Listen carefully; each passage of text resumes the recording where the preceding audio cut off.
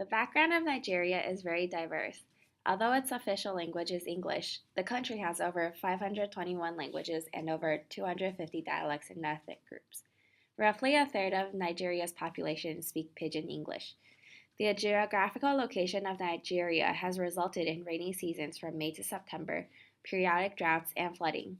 During the rainy season, the country suffers from seasonal flash floods, which are sometimes lethal, especially in rural areas or overcrowded slums where drainage is poor or non existent. The overall literacy rate of the country is relatively low at a 61.3%. Men have a higher literacy rate of 72.1, while women have a low of 50.4. Nigeria has many rainy seasons and often suffer from seasonal floods. Crowded areas such as slums often suffer the worst because of a lack of drainage systems. This is especially severe as 70% of the population live below the poverty line. Part of flooding, aside from the heavy rainfall, is caused by the poor drainage systems and overflowing dams. Due to the rain and flood, transportation system is also severely affected due to gridlock on major roads, collapsed bridges, increased transportation fees, etc. Agriculture and economy may also be affected. For example, the cocoa industry's output would decrease dramatically from the previous season.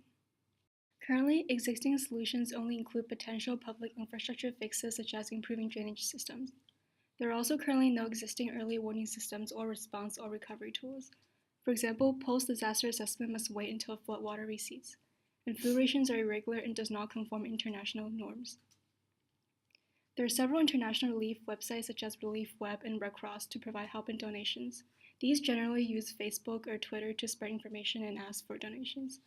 While they're helpful at getting the messages out, more effective and immediate solutions can be used to provide urgent care. Here are some general infrastructure facts about Nigeria. Nigeria is considered a third world country, and as farming and mining takes up about 40% of the land, flooding can cause further problems such as land erosion and mudslides. Power grids in Nigeria are also not very developed, and thus access to electronic devices is slim. And as the current grid only produces enough to supply 40% of the population, people do not always have continuous access to their electronic devices. Roads and airway travel are also not regularly maintained and thus are very uneven and unreliable. The current most popular phones available in Nigeria is the Nokia 2700C. In comparison to the current smartphones of our generation, they are relatively unadvanced and mostly only have texting ability and limited internet access.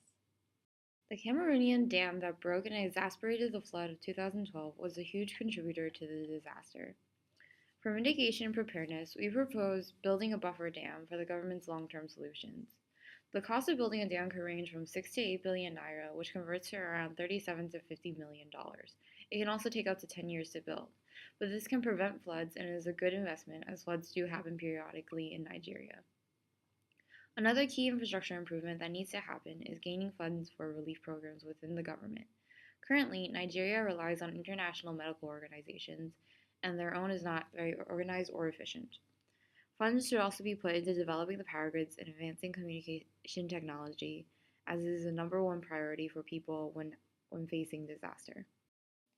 Once the communication technology infrastructure improves in Nigeria, another tool for preparedness would be the use of free group messaging applications such as GroupMe. GroupMe runs on any phone that is able to send and receive SMS, and the data detection system notifies users when they have a bad connection and presents the option of dropping down to SMS.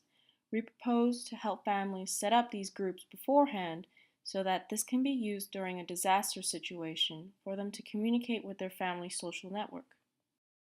Our recommended response solution relies on micromapping to break down all the social media coverage on a disaster into smaller parts so that volunteers can tag them with set categories. The Digital Humanitarian Network provides the people to crowdsource the micromapping jobs. For example, tweets that are geotagged within the known disaster area are then reviewed by a volunteer and tagged under a category.